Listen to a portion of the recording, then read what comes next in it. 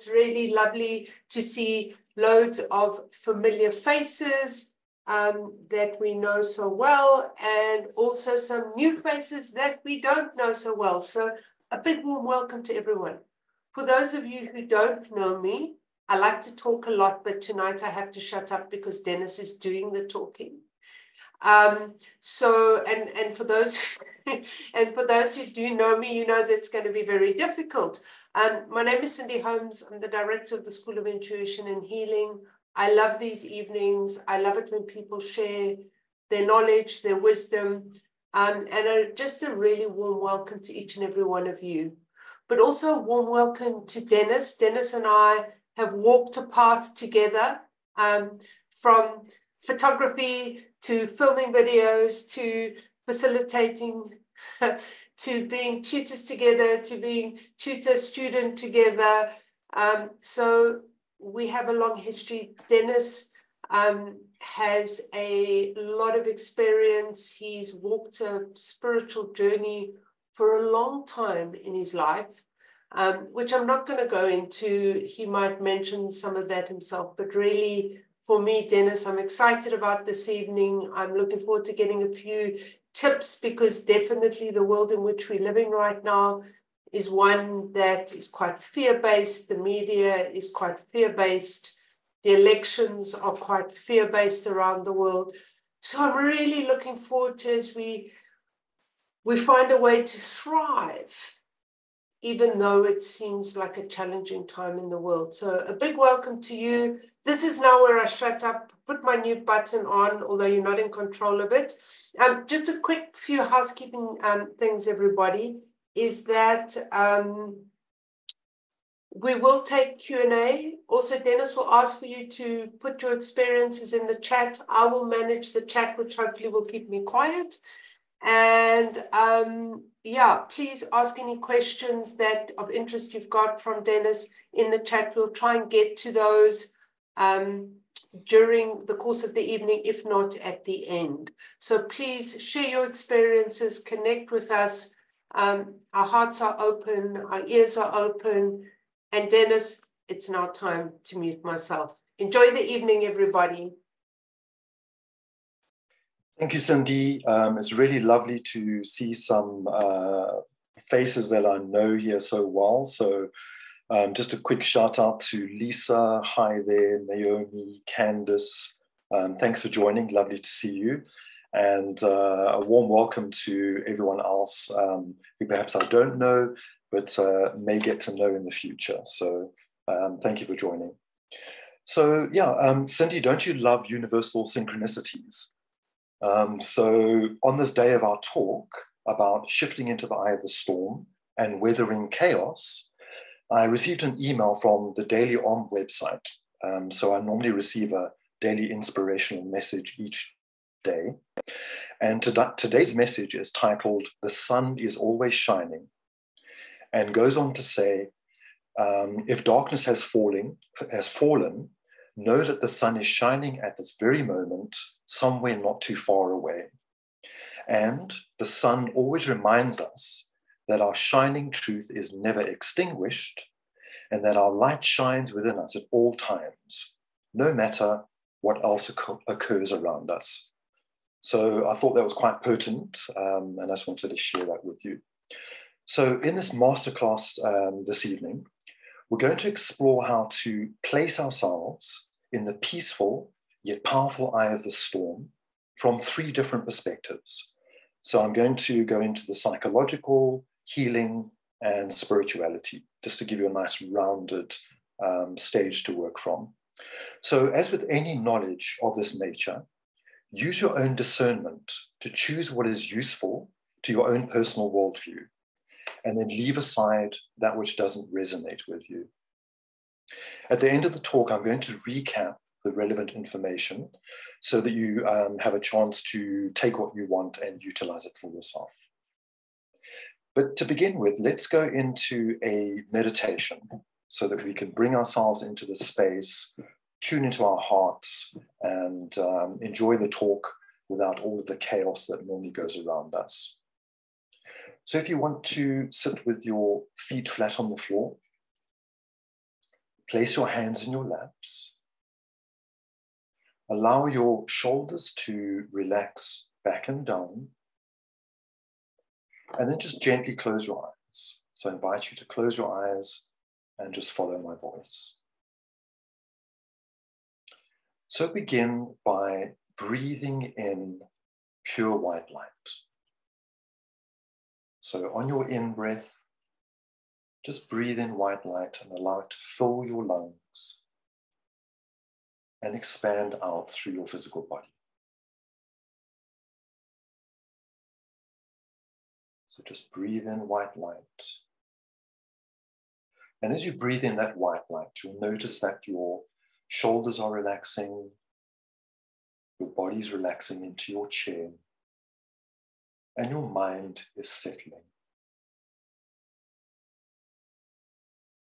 And now breathe in gold light. So on every in-breath, allow gold light to fill your lungs, and then expand that gold light till you're surrounded in a beautiful bubble of gold. And think of this bubble as being protective and keeping you safe and secure. So just breathe in gold and expand that gold light into your bubble.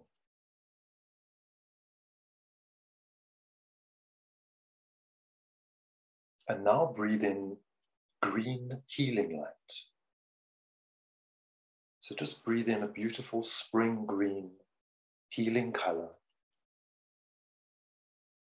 Allow it to fill your lungs and spread out into your body. And as you breathe in healing green, send it to any part of your body that could benefit from some healing. So you might send it to the stress that's sitting in your shoulders or in your neck,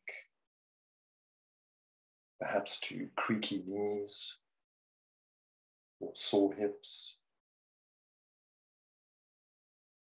Just allow that spring green healing light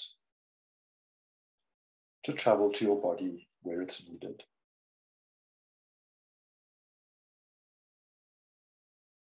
And then breathe in a violet light. So beautiful iridescent violet light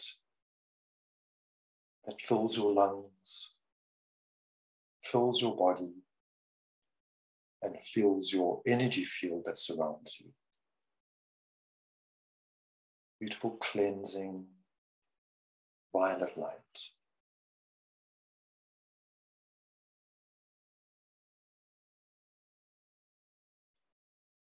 And lastly, as you breathe in, breathing a sense of joy. And as you breathe out any negativity out and down into the earth. So breathe in joy and breathe negativity out and down into the earth.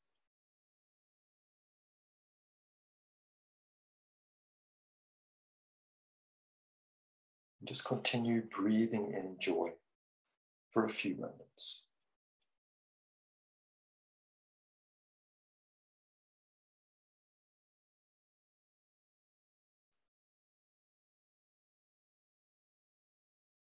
And now take your attention to your physical feet, flat on the floor. You can wiggle your fingers, move your toes. And when you're ready, you can slowly open your eyes.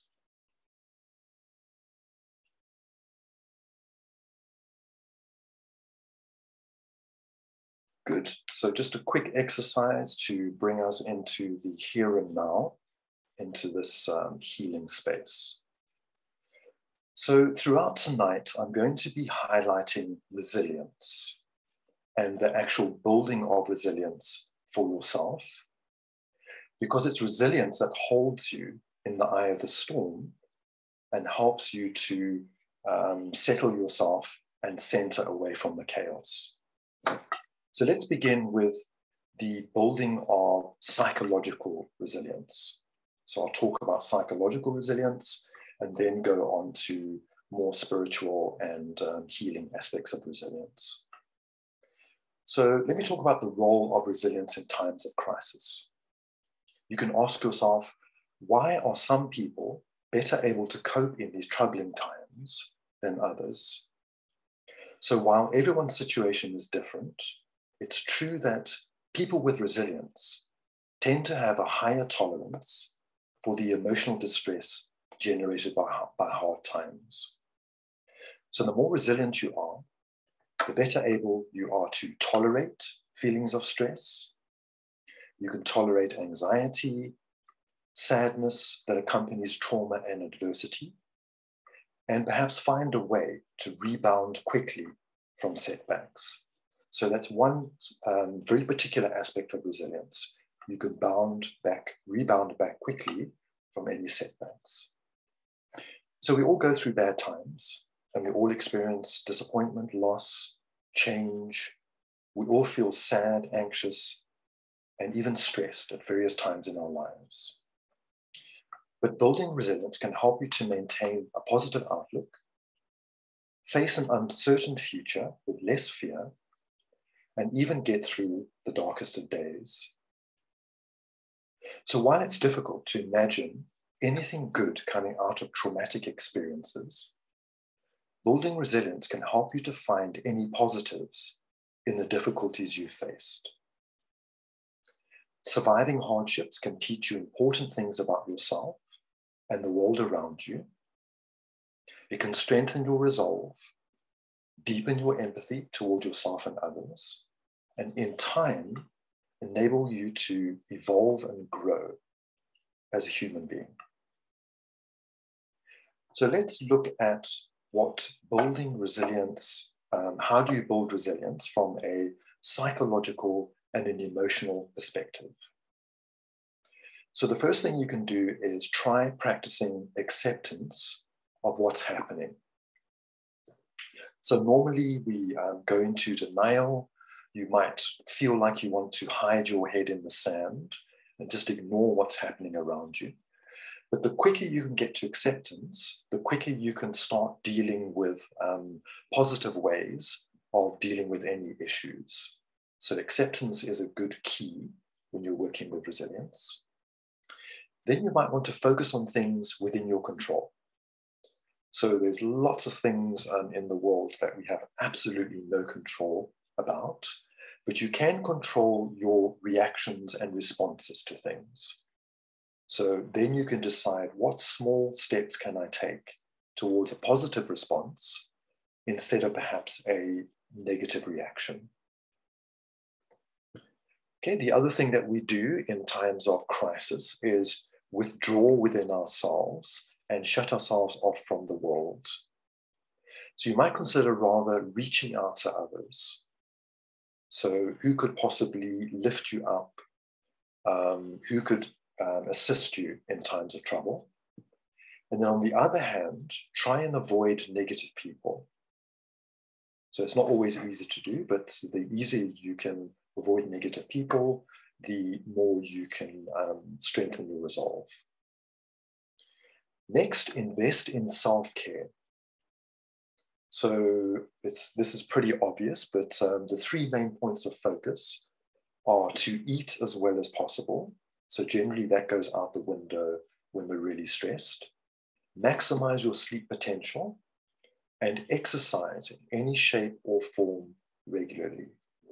So normally when you get very busy at work, you start running around like a chicken with your head cut off, and you put aside any exercise and any way of using mind-body techniques to lift you up. But that's the time when you really need things like yoga or Pilates, meditation, mindfulness, or breath work. And I'm going to talk a little bit about breath work and mindfulness as we go along. Then you might look for meaning and purpose in your life. So remember that you are not your crisis, and try and keep your problems in perspective. And then another thing is, while it's counterintuitive, giving to others or volunteering when you are in a very stressful situation can take you beyond your personal problems, as can a focus on personal interests or hobbies. Then lastly, stay motivated as best you can. And let me give you a couple of ideas on how you can stay motivated. So one is to express gratitude. I like to talk or think about gratitude as an attitude of power. So gratitude is an attitude of power. If you can tune into some small aspect of gratitude daily, then it really lifts your energy and lifts your vibrations. And I'll come back to that because that's quite an important point. Then be kind to yourself. Okay? Deal with things one small step at a time. Celebrate small wins to help you to stay motivated. And lastly, try to maintain a hopeful outlook. So those are all things that we sort of know about, and it's kind of common sense. But they're definitely things that drop away when we are caught up in the chaos. And when we start practicing these, they can bring you into that eye of the storm, into that calm, still center. Okay, so that's enough of the psychological perspectives. Let's move on to sort of deeper aspects of spirituality and healing. So although I'm not an astrologer, the School of Intuition has a really fabulous astrology department run by Marguerite Celeste.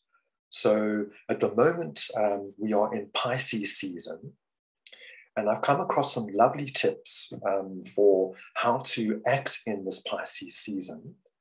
And I'm going to present them to you because there's a lot of similarities between the previous psychological and emotional resilience factors.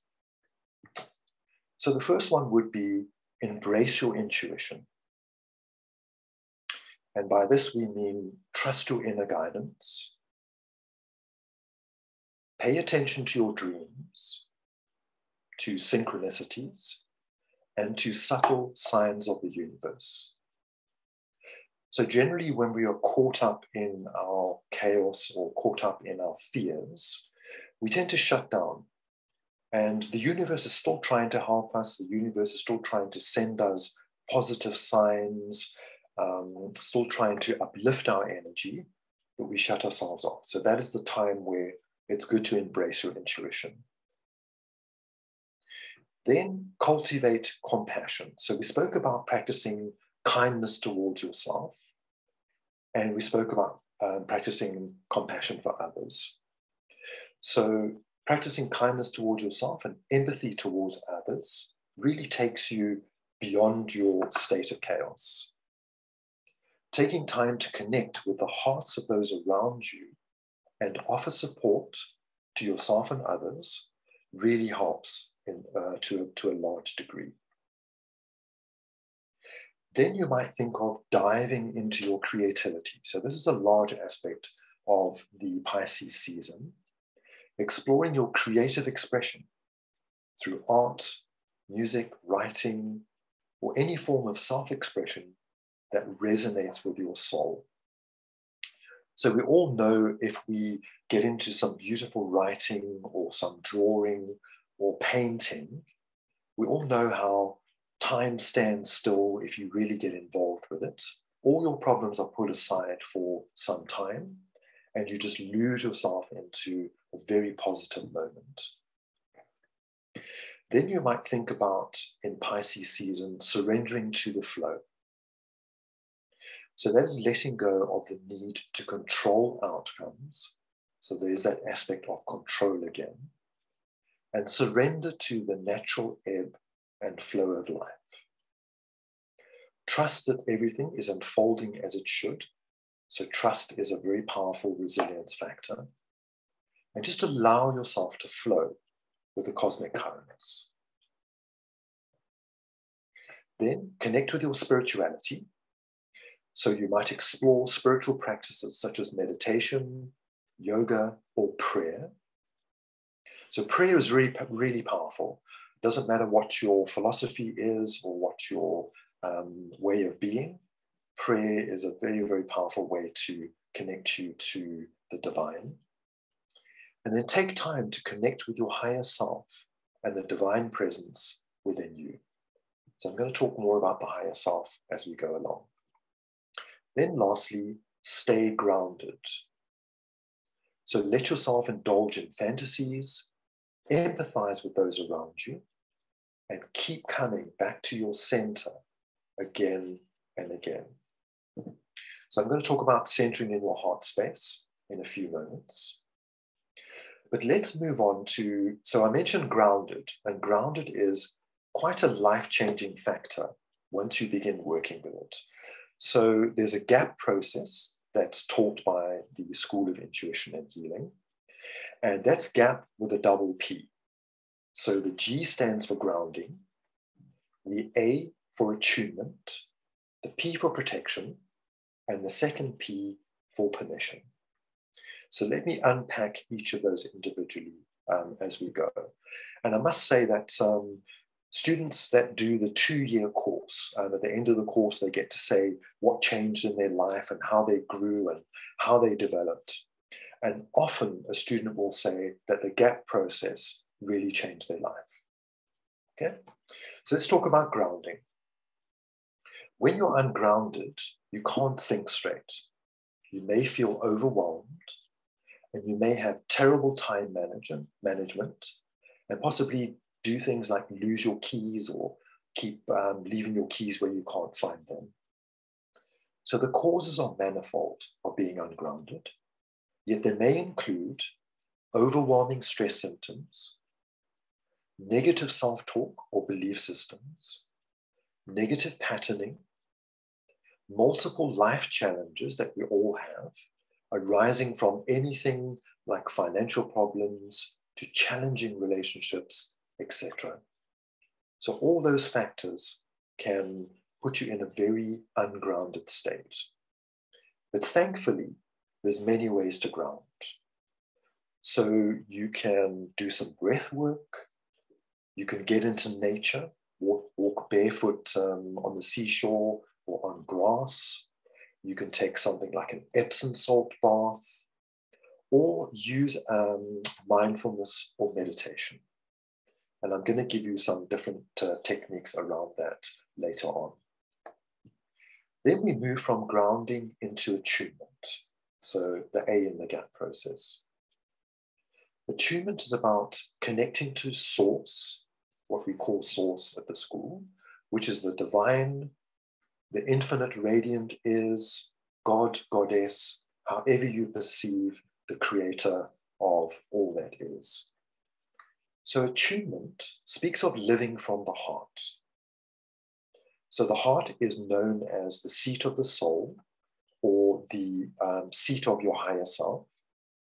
And when you take a soul perspective from living in your heart, when you take a soul perspective on earthly matters, it can bring great solutions to your normal challenges. So I like to speak of following your heart in everything that you do, and you would definitely have heard of that statement. So building compassion for yourself and others helps with this. So we mentioned that earlier on. And when you work from your heart, your personality self then begins to feel supported by your soul self. So a lot of our fears and anxieties and worries swirl around within our personality self. And the school teaches that the personality self resides in your solar plexus, so below your heart center. And then your heart center, as I mentioned, is the seat of your soul or your higher self. So a daily spiritual or meditation practice takes you into your heart center. Cindy and I had a discussion recently about dealing with relationship conflicts. Now, if you can center yourself, you can bring about a powerful neutrality when you come from a heart center. And I like to call this acting like Switzerland. So it speaks to me about taking a neutral stance, which helps you to shine a light on solutions, benefiting everybody for the greatest good of all concerned. So it's almost like, let's say, let me give you an example. Let's say you're caught up in a conflict situation and you're having an argument with your spouse or a teenager or someone that's close to you. So you're having this argument, and then suddenly you remember, hold on, what if I come from my heart center right now? And then you take your attention to your heart center, get a sense of just tuning into your heart center and opening up your heart. And then what might happen is you pause yourself in the middle of the argument, and then you can say to yourself something like, this person that I'm having the argument with means so much more to me than me just being right. So I'm going to open up my heart, and I'm either going to say to the person, look, let's talk about this when we're in a less heated situation, or let's talk about this tomorrow, or this is inappropriate, we'll talk about this at another time. But suddenly you bring a solution from coming into that heart center. Good.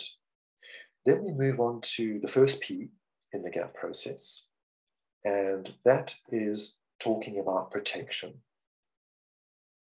So essentially, you are protecting yourself from any negativity that might prevent your resilience. So any negativity that might draw you out of the eye of the storm and back into chaos. So one simple protection method is to visualize yourself in a bright bubble of white light, much like we surrounded ourselves in a bubble of gold light in our opening meditation. Or you might call upon your higher self or angels or guides to assist you.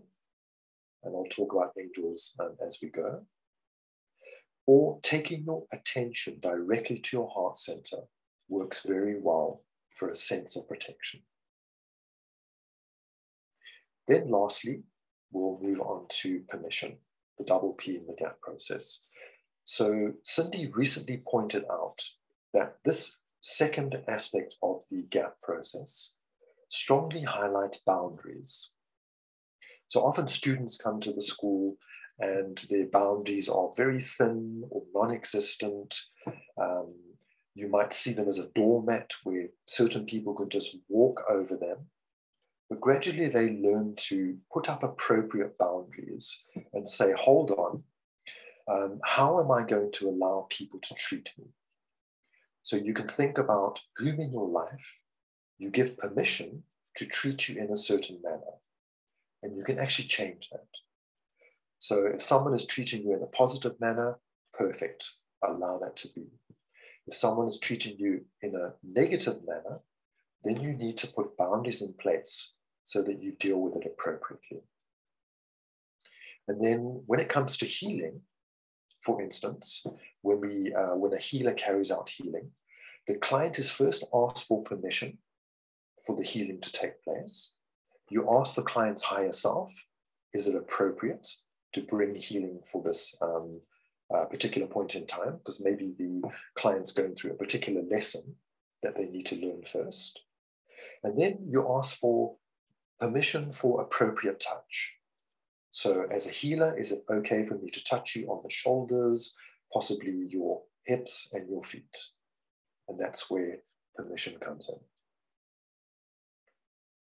Good, so that is the life-changing GAP process. So let me move on to, let me bring together attunement, living from your heart, and thriving in the eye of the storm.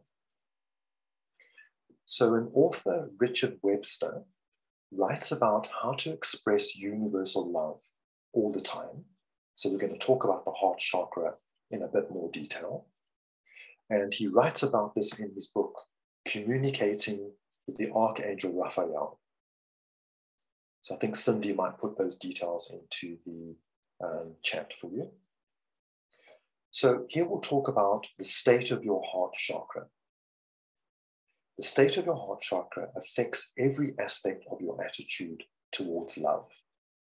So you can have a heart chakra that is closed down through trauma, tricky life experiences, relationship issues, divorce issues, and things like that. Or you may already be practicing perhaps Buddhism or Christianity or some sort of philosophy where your heart is wide open with compassion. So you can have various different states in your heart chakra. Incidentally, when I'm talking about chakras, just for those that maybe are not so familiar with chakras, chakras are wheels or vortexes of energy situated within your subtle energy body. So think of, so we're all energetic beings, and we have a subtle energy field within our physical body. So we have various different subtle bodies, but the etheric body, where the chakras are contained, are within the center of your physical body.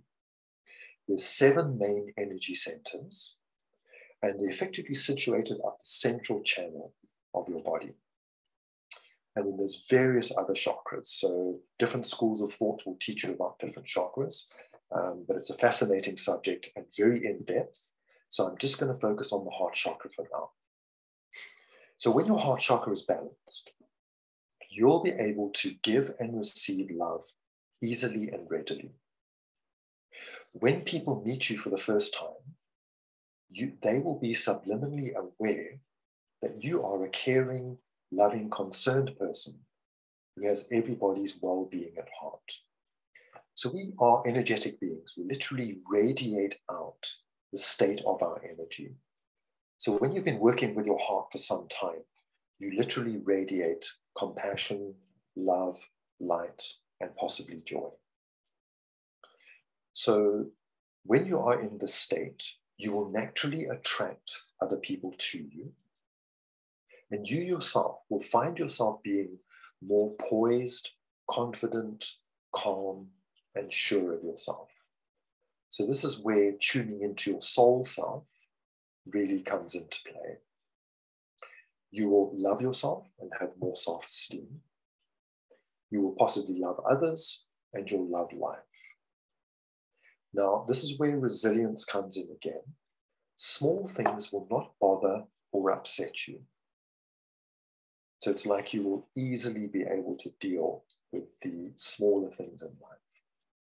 You will be able to focus on what's important in your life and ignore or dismiss petty small aspects that hold you back from living your true self.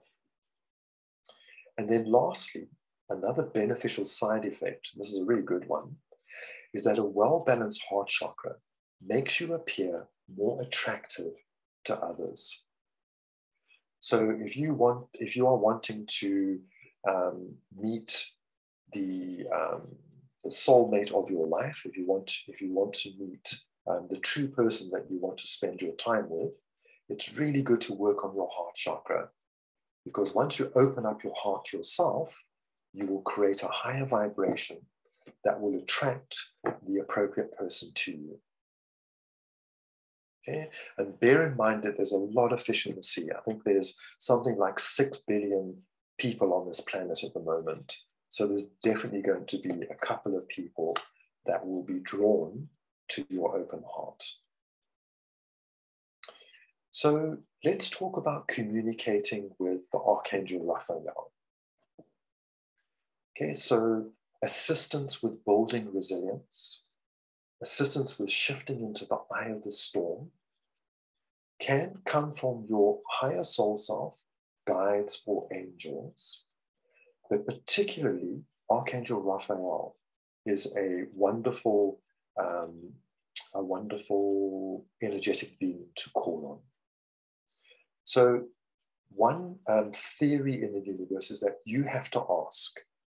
So because we have free will, you have to ask, and in the asking, you can know that answers will be forthcoming to you. And when you ask your higher self, or perhaps Raphael, or your guides for assistance, then know that the answers will come in dreams, possibly something that you read, might come through a podcast, through music, or even a conversation that someone has with you. So talking about Raphael, the meaning of Raphael, the name, is God heals, and he plays many helpful roles in smoothing the way for daily living. So this can include your healing development, your spiritual development, learning and teaching. So any aspect of learning and teaching, if you want a clearer mindset, more focus, better retention of memory, you can call on Raphael. Creativity. So I'm having a fabulous time with Raphael at the moment with creativity. So writing, developing courses, doing some photography. It's really, really good. Abundance. So if you need to get through the end of the month, please call on Raphael. Love. So working with the heart tunes you into love. Raphael can help you in a really big way with that. It's really nice to get a sense of, let's say you are feeling overwhelmed, you feel like there's no love in your life, and you're feeling really down. You can literally sit down, close your eyes, call on Raphael, visualize him coming up behind you and wrapping his wings around you. And just sit in that sense of being held and wrapped in his wings. And that can be really soothing. Then communication. So he helps a lot with communication. Communication has a lot to do with your throat chakra. Then wholeness, so restoring your wholeness with balance and unity. Dealing with addictions. So a very good aspect of dealing with addictions. Travel. So if you're going to travel and it's sort of beyond the borders of what you normally do, you can call on Raphael to give you assistance and ease your travels. And then lastly, recovering lost or stolen items. So if you're really ungrounded and you keep losing your keys, you can do two things. Get yourself grounded and call upon Raphael to help you until you get grounded. Okay, good. Let's move on to a second meditation.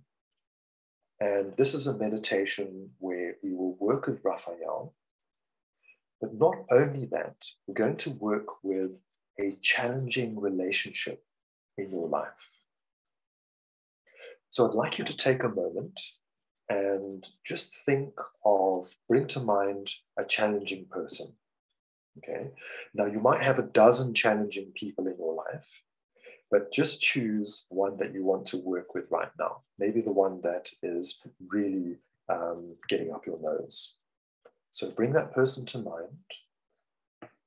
And then, just incidentally, this meditation that I'm going to take you through, it's a modern version of a ritual devised by an Indian Buddhist reformer, writer, and teacher. His name was Atisa, and he was born in 982 AD. So just a little bit of possibly useless information for you, but I thought that was quite interesting. Right, let's begin our meditation. So if you will settle yourself once again into your chair, have your feet flat on the floor to give you a nice sense of grounding, and then place your palms downwards in your lap, because this helps you with grounding. It's called a hand mudra or hand position. Gently close your eyes. Take your attention to your breath, where it enters and exits your nostrils. As you breathe in and breathe out, just relax your body and feel your mind settling down.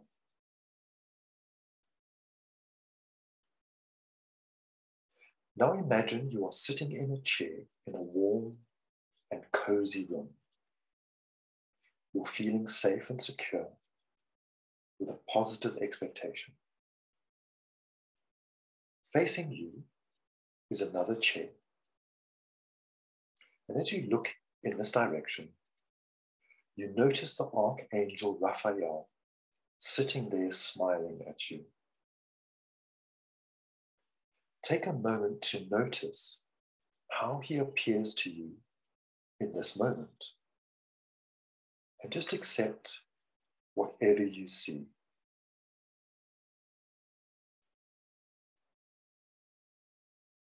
And now, inhaling deeply, absorb Raphael's energy as you do so. So breathe in the energy of this beautiful Archangel. Visualize Raphael's love swirling within your heart center.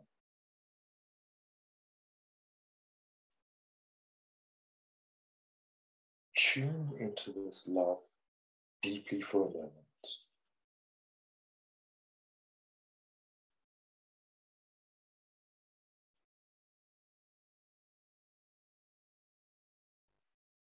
And now visualize yourself sending love back to Raphael. So open up your heart and send loving energy back to Raphael. As you do this for a moment, become aware of what is going on inside your body and take note of any thoughts that may occur to you.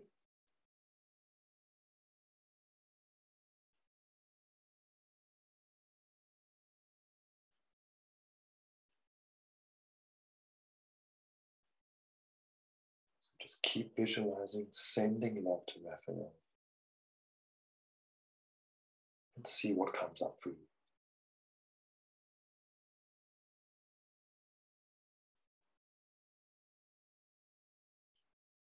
In your imagination, Raphael now stands up and moves over to your right-hand side.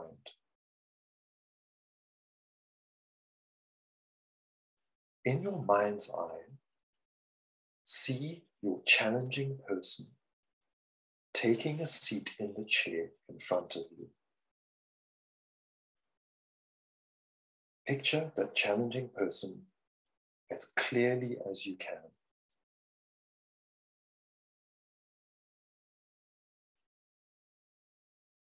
Now, breathing in,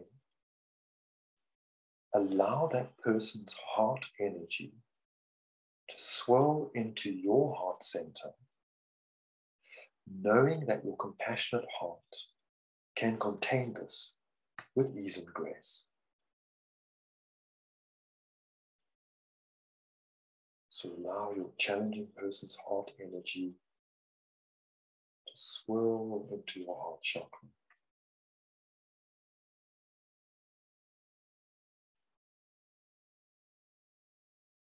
Just absorb this for a moment.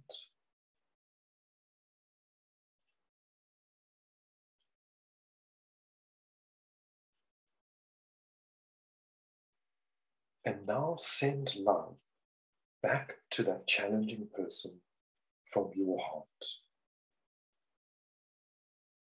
So open up your heart as best you can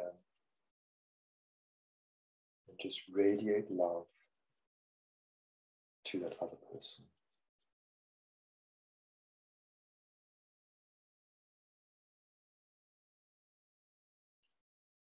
As you do so, become aware of what's going on inside your body and any thoughts that may arise at this moment. Keep the flow of love going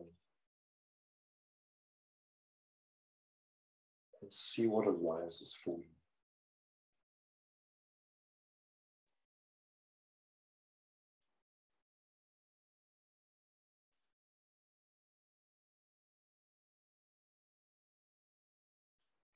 And now thank Raphael for his support and love. And as you do so, see the challenging person slowly fade away before your eyes. And then surround your heart center or your heart chakra with a beautiful bubble of light. So surround your heart center with a bubble of light and fill it with any color that comes to mind. Any color that you intuit in this moment.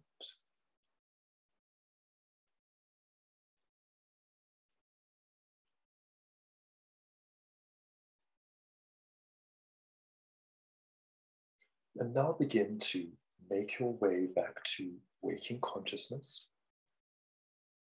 So feel your physical feet flat on the floor.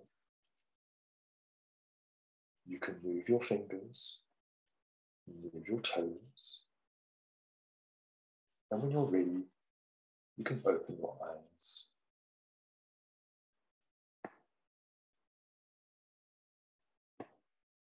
So we'll just give everyone a moment to come back. And then, Cindy, I thought we might ask everyone to pop into the chat any information that came up for them. You know, so did anything pertinent come up for you during this meditation? And please feel free to pop it into the chat.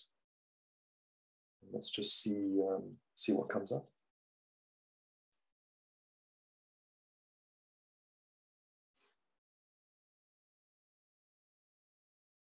Anyone have anything pertinent that they want to bring up? So Juliet says, I went into a dream. So yeah, that can definitely happen in a meditative state. Some people fall asleep, which is very therapeutic.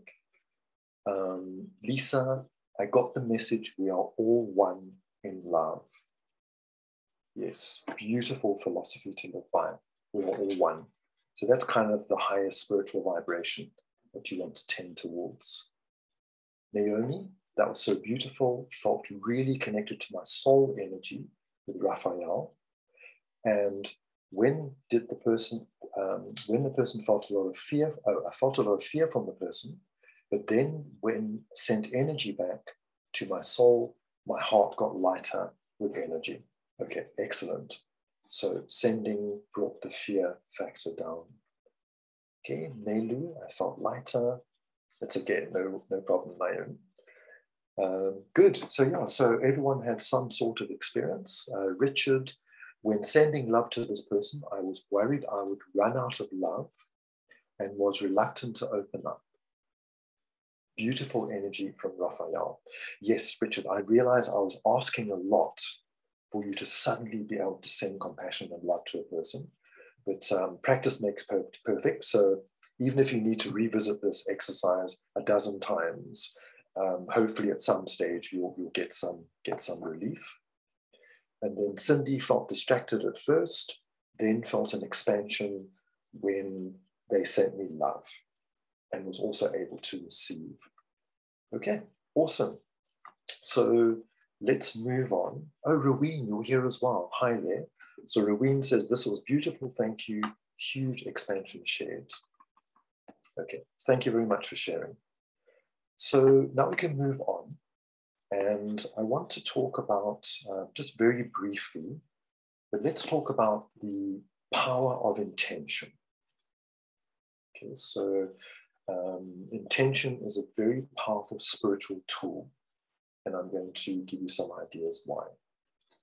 So in her book, The Universe Has Your Back, Gabrielle Bernstein states the following: remember that your intentions create your reality, and energy goes where your attention flows.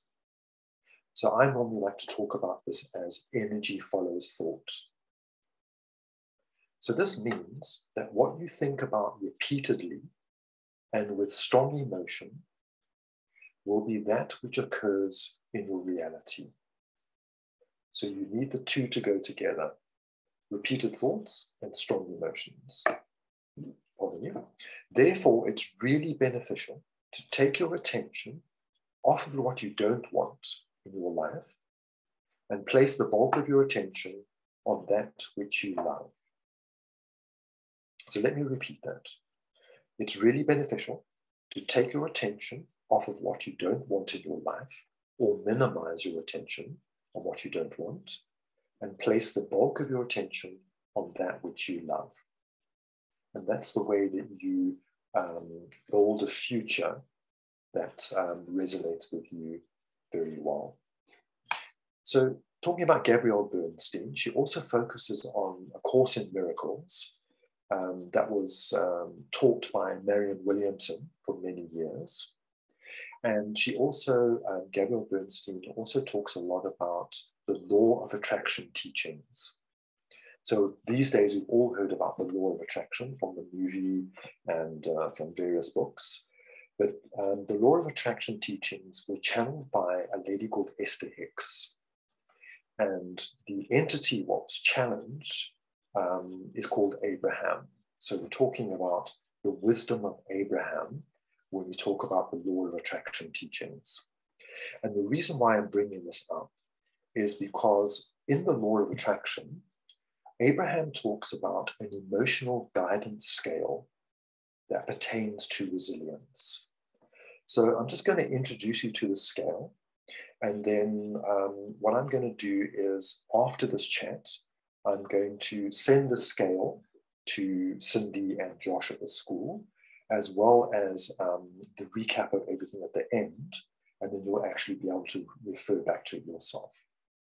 So if for now, if you just imagine a scale going from 1 to 22, where 1 is the top of the scale as opposed to positive vibration. And at the top of the scale, we have the emotions of joy, appreciation, gratitude, empowerment, freedom, and love. And then you go all the way down to the bottom of the scale, which talks about fear, grief, desperation, despair, and powerlessness. So the reason why this scale talks about resilience is that, let's say you are feeling at number 22. So you're feeling really powerless at the moment and you are in despair. If you can start tending towards feeling angry, for example, okay, so anger gets a bad rap, but anger can be very powerful and transforming. If you can lift yourself out of a sense of powerless and start getting angry, then you are shifting up this emotional scale. And let me just see, you are going up 6 different levels up the emotional scale, from feeling powerless to anger.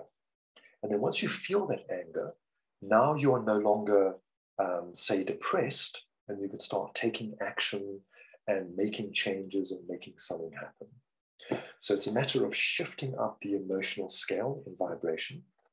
And then as you grow in resilience, you start to easily tap into joy, or easily tap into gratitude, or easily tap into divine love. And that's what we're talking about tonight. So I'll send that scale through to you and you can just have a look at it for interest. So talking about resonating on the love-joy spectrum, and I see that we are getting quite far with our time here. I'm going to do a recap on everything that was spoken about tonight. And this is the list that I mentioned I will send through so that you can have a look at it. So the first thing to think about is shifting up the emotional guidance scale. Then you can think about practicing an attitude of gratitude. I met a couple. It was actually one of the students on the course. Her and her partner, they kept a jar whereby they wrote down on little pieces of paper things that they were really grateful for over time. So when they were in a really good space, I'm really grateful for you in my life, or whatever it was, folded up a little piece of paper and then pop it into the jar. And then on days where either one of the partners needed a boost, they could go to the jar, shake it up, take out a piece of paper, open it up, and there is something to be grateful for. And that actually, what you write down actually has a vibration. So just by reading about that gratitude state will raise you up to a degree. Then reach out for assistance to someone you can trust. We mentioned that before under these psychological resilience factors. Ask for assistance from the universe in the form of your higher self, guides, or angels. And one thing I wanted to just briefly say here is in your asking, turn it into a positive affirmation. So let's go back to, you need to get through to the end of the month, okay? And you're going to call on Raphael to assist you with abundance. So instead of saying, Raphael, please help me to get through to the end of the month, I'm desperate and I just don't know how I'm going to do it. Okay, so coming from a sense of desperation makes it so much harder for the universe to assist you. So what you want to do is turn it into an affirmation as if it's already come true. So you can say to Raphael, Raphael, thank you so much for bringing abundance into my life. You know that I need X amount of funds to get through to the end of the month. So I'm thanking you right now for assisting me to receive those funds or even more. So you literally just turn it around psychologically and energetically. Then we spoke about practicing acceptance of what is. So remember, what you resist persists. So whatever you resist keeps going and keeps going and keeps going, creating patterns. But if you can come to acceptance, you can affect changes. Now, remember, I'm speaking about big life issues here. So I'm not talking about changing all of these things overnight. I'm talking about small steps at a time as you go along. So talking about small steps, focus on what you can control. So taking small steps towards creating the outcomes that you want. There's a Japanese concept called Kaizen, and it's all about taking daily small steps of improvement, building up to a wonderful whole. Okay, then think about getting grounded. That's very important. De-stress via mind-body connection modalities. So get to yoga, Pilates, dance, Tai Chi, Qigong. Choose one of those aspects, even if you go once a week. Practice compassion towards yourself and others. That speaks about getting into the heart. It's life-changing. Put effort into getting your basics right regarding eating, sleeping, and exercising. And get help if you need. So go see a therapist, go see a life coach, go see an exercise therapist. Then look for and create meaning and purpose in your life. Okay. Maybe you'll think about doing a course at the school. There you go, meaning and purpose. Practice witnessing or observing situations. So that's kind of a mindfulness perspective, pretty much like we did in our meditations earlier on. And when you choose to observe or witness things going on in your life, when you slow down and come to center, it gives you the option of choosing your response to situations instead of reacting negatively. And then lastly, putting it all together and practice resilience. So all of the previous factors will help you to practice resilience. Good. So that is everything that I wanted to talk about. Cindy, do we have time for a final meditation, or would you like to go into Q&As or something else? Yeah, just unmute yourself. I'm up for another meditation. I'm not sure how everyone else feels, but I think at this stage you've shared a lot, Dennis. I'd love just us to continue in this beautiful heart space. That feels right for now. I'm getting nods from Naomi and Lisa and Richard and Candace. So I'm getting a heads up on that sense. Okay, that's awesome. I'm really glad because I want to take you into a healing meditation. And I think it'll be a nice sort of wrapping up from my side. Okay, excellent. So final visualization. And this is a mindfulness healing practice, something that you can do anytime. And because you'll receive the recording, you can definitely go and revisit it should you enjoy it. Okay, so before we begin, think of one physical ache or pain or strain that you'd like to bring some healing to. Alternatively, think of an emotional pain point, such as anger or fear or resentment. So just choose one aspect that comes up for you. And for now, please avoid a very traumatic situation, just for the purposes of this exercise, because obviously you don't have a trained healer with you. So choose something that you can easily deal with. Good. Sit yourself in a nice, comfortable position, feet flat on the floor, and your hands in your lap. Allow your shoulders to sink back and down. We carry a lot of tension in our shoulders. So just allow your shoulders to sink back and down. And take your attention to your breath, where it enters and exits your nostrils. Just feel the flow of air as it flows in your nose and out of your nose. Notice yourself observing your breath. So allow your breath to move in and out of your nostrils. And tune into your awareness of your breathing. As you do so, you might notice your body relaxing and your mind coming to a stillness. And now take your attention to that pain point that you chose earlier on, and begin to breathe in and through that pain point. To take your breath into that point of pain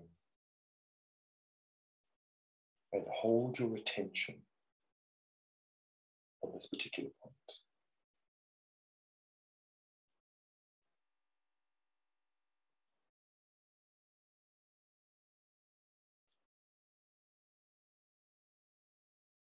Now, as you breathe and hold your attention on this pain point, you want to have the intention of compassion and tenderness. So think of when you are holding a baby in your arms. You want to energetically hold your pain point with compassion and tenderness, opening up your heart to it.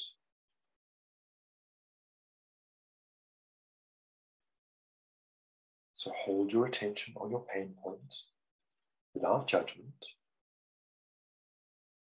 and allow any feelings or responses to arise naturally. So perhaps a feeling comes up for you, or a memory, or a release of energy.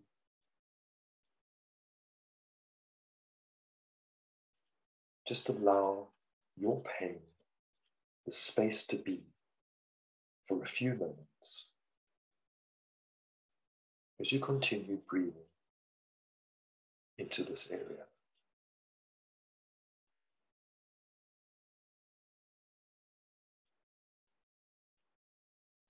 What comes up for you right now, if anything?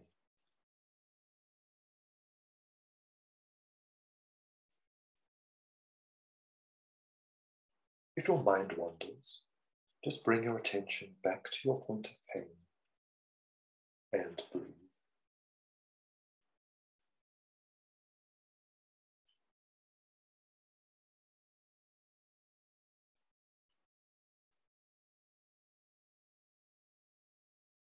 So just for a few moments more, Hold your pain in the light of your awareness with compassion and tenderness.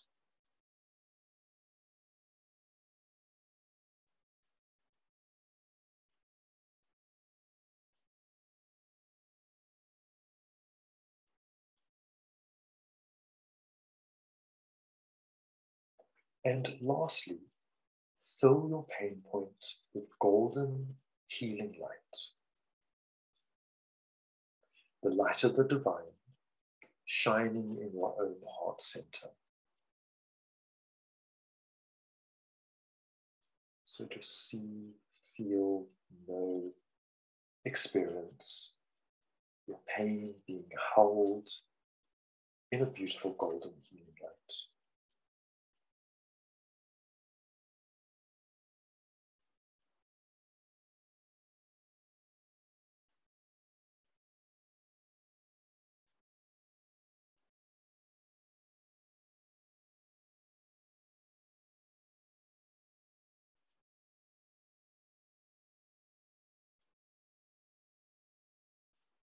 As we begin to slowly return to waking consciousness,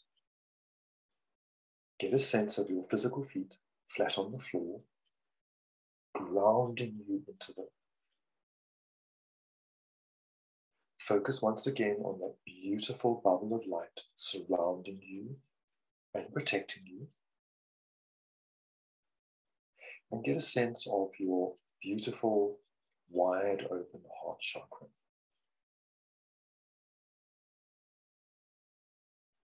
Take your attention to your sit bones, making contact in your chin. Focus on the tip of your nose.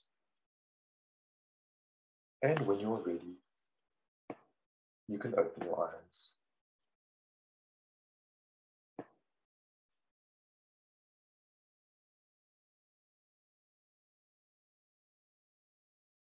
Wow, Dennis, that was really beautiful, really some deep healing. I'm not sure if everyone felt that, but deep healing. So thank you for that beautiful, compassionate voice of yours, Dennis, and taking us through. So just quickly, not quickly, we don't have to hurry. Are there any questions? I see Megan shared something that's really nice, which is Warriors like a rocking chair. It gives you something to do, but it gets you nowhere, Glenton. I really like that. But does anyone have any questions for Dennis or anything that came up in the meditation? Those of you, don't be shy to type any questions in the chat box, should you have any for Dennis.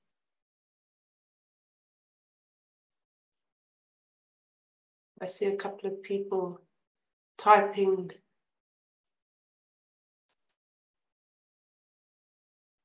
Oh, everybody's good. Thank you, Dennis, for the beautiful healing. Yes, I agree. That lovely, compassionate voice. So if there are no questions, those of you who we are going to see, there are a couple of people that are here that are doing day 18, the final day of the healing course, on our online healing course. I can't believe we've got to day 18, so I'm looking forward to seeing you all on Saturday. I'm facilitating that, so I'm very excited. People from London who are in the who are doing the London in person. Saleh is looking forward to seeing you.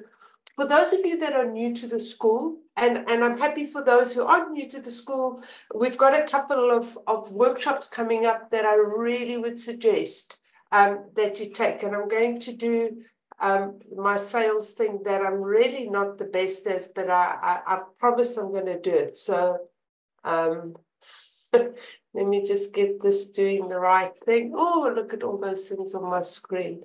1 second for me, and we're going to slide front, share, and we're going to go from the current slide. So we've got, Dennis is teaching the energy management workshop, and that's going to be on Saturday, the 16th of March. If you book by Friday tomorrow midnight, discount of 250.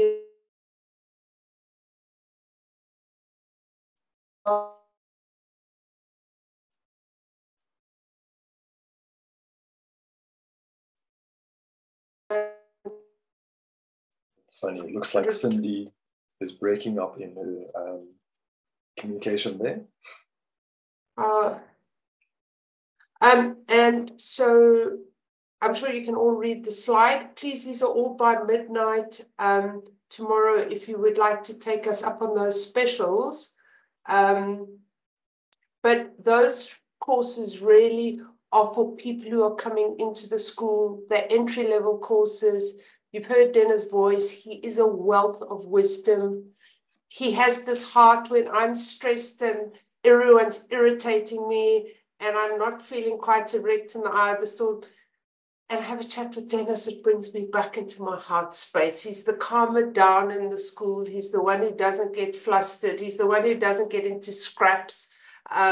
So really, really good to facilitate that energy management, that grounding, but also to talk about angels, guides, and just get people onto a track. So if you're new to it, I really suggest these courses. 101 energy management is life-changing. We bang on about it all the time. It's a really good entry level into the school. But everybody, we've got exciting things coming up this year. We've got stuff in person happening in London. We've got stuff in Cape Town. We're hoping to do some more stuff in person in the 2 big cities, but also to do quite a lot of stuff online, and also hoping to do some new things as well, sort of in the second half of the year. So this is kind of going to be a series of things. It's really nice to see you all. And we're looking forward to seeing you either online or in person very, very soon. Dennis, thank you very, very much. Good. I'm feeling all the beautiful energy from everyone in the audience. So I'm feeling a little bit high at the moment. So yeah, thank you very much. Thanks for the love. Take care, everyone. Have a great weekend. Thank you. Bye. Bye.